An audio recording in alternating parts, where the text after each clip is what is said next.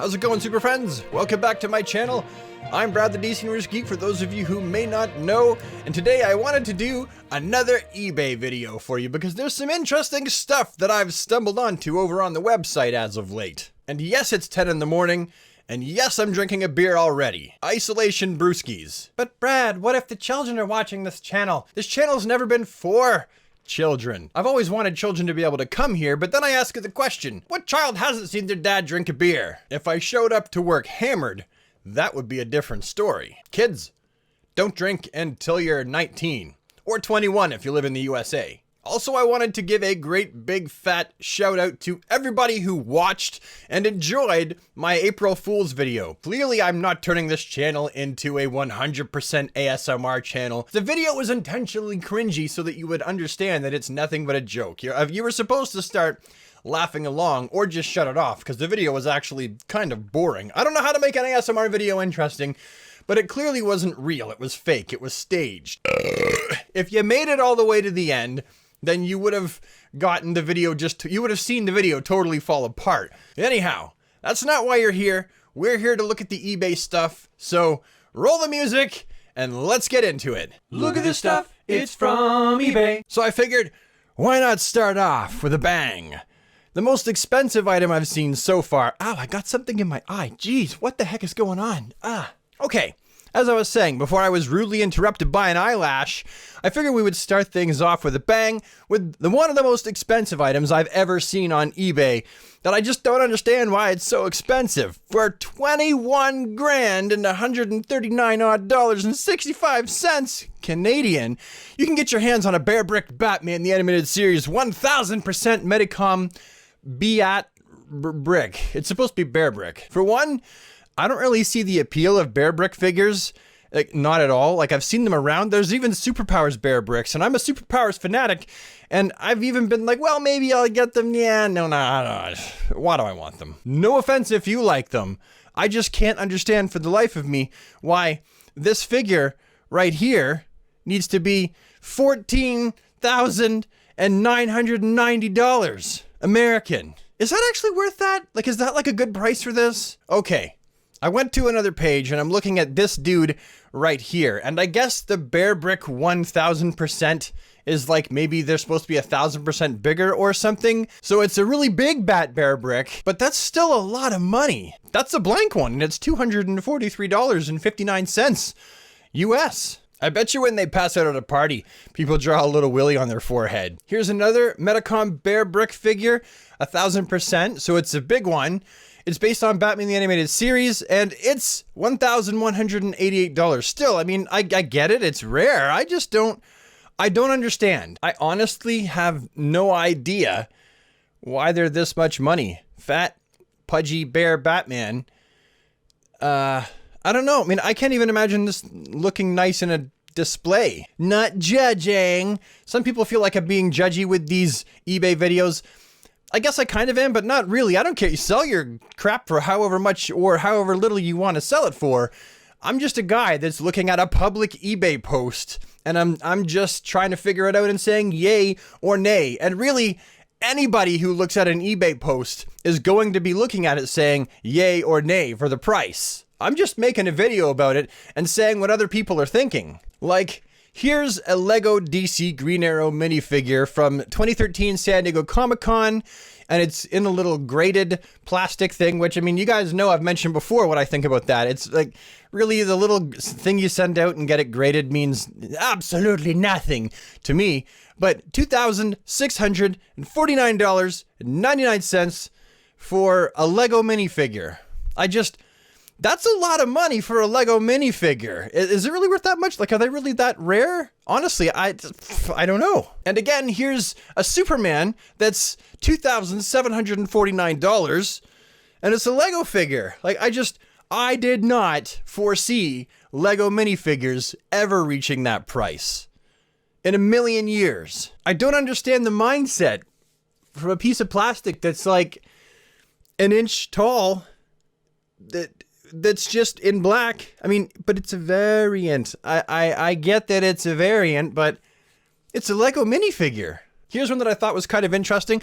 Still a little bit too high priced as far as I'm concerned, and evidently 7 offers and none of them were accepted means a lot of people who offered money on this probably also feel like it's slightly too high. They definitely offered less than the $17.50 that's being asked for, but it's a signed Jack Nicholson Dark Knight Collection Sky Escape Joker. I had this as a kid, and I think it is pretty cool that it's autographed. And it does come with, as you can see here, a signed certificate of authenticity. So at least you get that with it. So if you ever want to try and go on Pawn Stars and sell it, you've got the certificate and you could be like, I want to get $20,000 for it. Yeah, this thing here, I mean, it's got the certificate, so it's actually worth probably about $500. Well, I want $500 for it. No, I'm not going to give you that for it. I'll give you $25. For any of you out there like myself who had dreams of ever owning this version of the Mezco 1/12 Collective Batman figure, well, this price here should further dash your dreams. $1,500. That's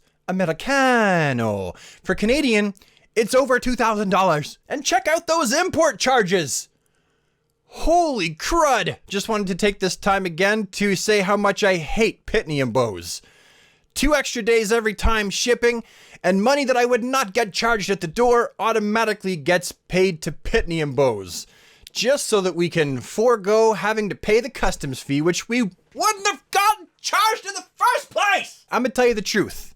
Your Canadian customers resent the fact that you use Pitney and Bowes, because all it does is cost us more money, so that you could feel like things are more convenient for your shipping. Please, for the love of God and all things holy, stop using Pitney and Bowes. Just opt out of the global shipping program. Okay, that was kind of ranty, wasn't it? Let's look at the figure more. Looking at pictures of the figure, you can see with the first picture, it's the dark blue with the oval bat. And then you got another picture of the dark blue with the oval bat, and then you got the box, and then you got the back of the box, which shows no oval bat, but it's the dark blue with the solid bat. What's going on there? I don't understand what's going on. And there's more boring pictures of the box. Hey, it's like one of my regular action figure videos. Here's the side of the box, and here's the side of the box, and no one cares! And then our final group of items is actually very interesting to me. I will never be able to afford these, but there are those of you out there who are hardcore Superpowers collection fans, and you have the money, so you might be able to afford some of these. The first one, obviously, you're looking at is the vintage 1987 Batman Superpowers Colombian release Gulliver original poster DC. Essentially, this is like one of the I think it's South American or whichever Superpowers figures. They clearly don't have as much articulation as you can see, and Batman's cape appears to go right into his back.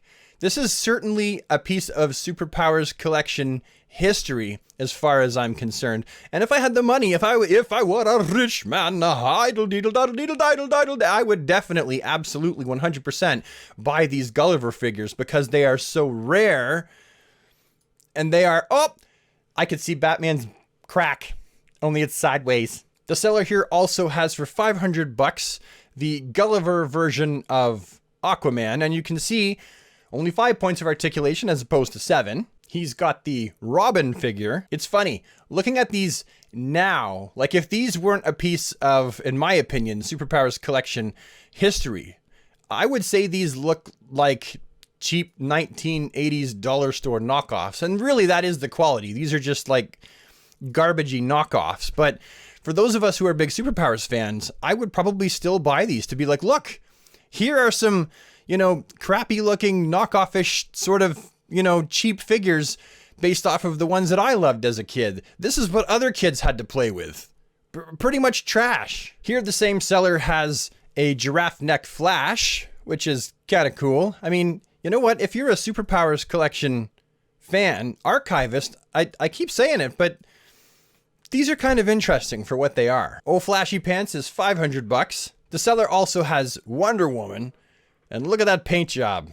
She is rough. No stars on the panties and, no knee articulation. Clearly this figure does not have a power action feature because the only thing that's going to happen when you squeeze her legs is they're going to snap off.